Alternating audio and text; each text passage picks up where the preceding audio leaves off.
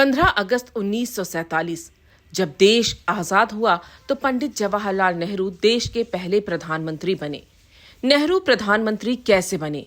क्या उस समय पीएम पद के लिए नेहरू से बेहतर सरदार पटेल थे? आखिर कैसे नेहरू से बड़ा नेता होने के बाद भी सरदार पटेल को प्रधानमंत्री नहीं बनाया गया? क्या सरदार पटेल खुद प्रधानमंत्री नहीं बनना चाहते थे या सरदार पटेल को प्रधानमंत्री नहीं बनने दिया गया?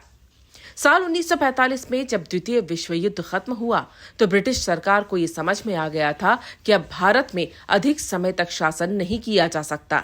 ऐसे में ब्रिटिश हुकूमत ने 1946 में कैबिनेट मिशन का प्लान बनाया। इसके तहत भारत के वायसराय की एग्जीक्यूटिव काउंसिल बननी थी। अंग्रेज वायसराय को इसका अध्यक्ष होना था। दूसरी तरफ कांग्रेस पार्टी के अध्यक्ष को इस काउंसिल का वाइस प्रेसिडेंट बनना था। उस समय ये भी लगभग तय था कि ये वाइस प्रेसिडेंट ही आगे चलकर भारत का प्रधानमंत्री बनेगा। तब मौलाना अबुल कलाम आजाद कांग्रेस के अध्यक्ष थे, लेकिन महात्मा गांधी के कहने पर उन्होंने ये पद छोड़ दिया। इसके बाद कांग्रेस के नए अध्यक्ष की तलाश शुरू हुई। दूसरे शब्दों में कहें तो देश के भावी प्रधानमंत्री का चेहरा खोजा जा रहा था। अप्रैल 1946 में कांग्रेस कार्य समिति की मीटिंग बुलाई गई। उस समय कांग्रेस अध्यक्ष का चुनाव प्रांतीय कांग्रेस कमेटियां करती थीं। तब कांग्रेस की 15 प्रांतीय कमेटियों से 12 सरदार वल्लभ भाई पटेल के पक्ष में थीं। इसकी वजह थी कि सरदार पटेल की संगठन पर पकड़ काफी मजबूत थी। उस समय 3 कमेटियों ने जेबी कृपलानी और पट्टभी सीतारमैया का नाम प्रस्तावित किया था। बहुमत पटेल के पक्ष में था, लेकिन महात्मा गांधी चाहते थे कि जवाहरलाल नेहरू प्रधानमंत्री बने।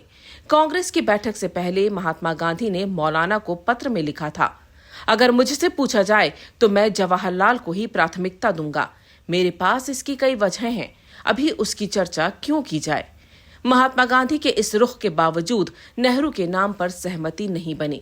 अंत में आचार्य कृपलानी को ये कहना पड़ा कि मैं बापू की भावनाओं का सम्मान करते हुए जवाहरलाल नेहरू के नाम का प्रस्ताव करता हूँ।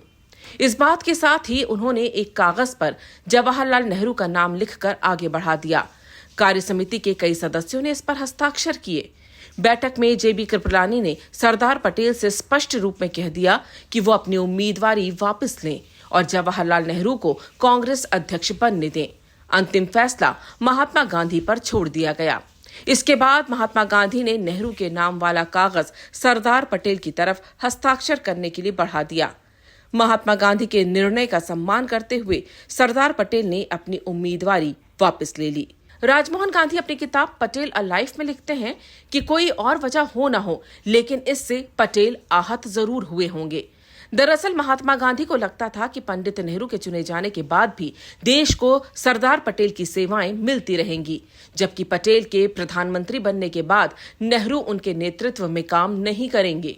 महात्मा गांधी ने उस समय के पत्रकार दुर्गादास को दिए एक इंटरव्यू में बताया था कि जवाहरलाल नेहरू बतौर कांग्रेस अध्यक्ष अंग्रेजी हुकूमत से बेहतर तरीके से समझौता वार्ता कर सकते थे।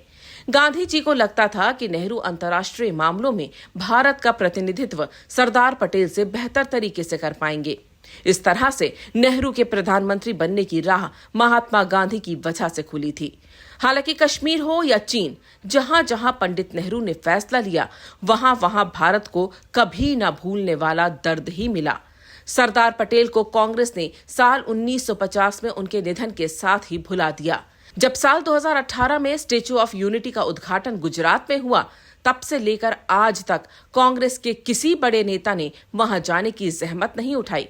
सरदार पटेल ने अपना सारा जीवन कांग्रेस पार्टी को दिया, फिर भी कांग्रेस ने उनका अपमान करने में कोई कसर नहीं छोड़ी। कांग्रेस ने भले ही सरदार साहब को भुला दिया हो, मगर देश उन्हें हमेशा याद रखेगा।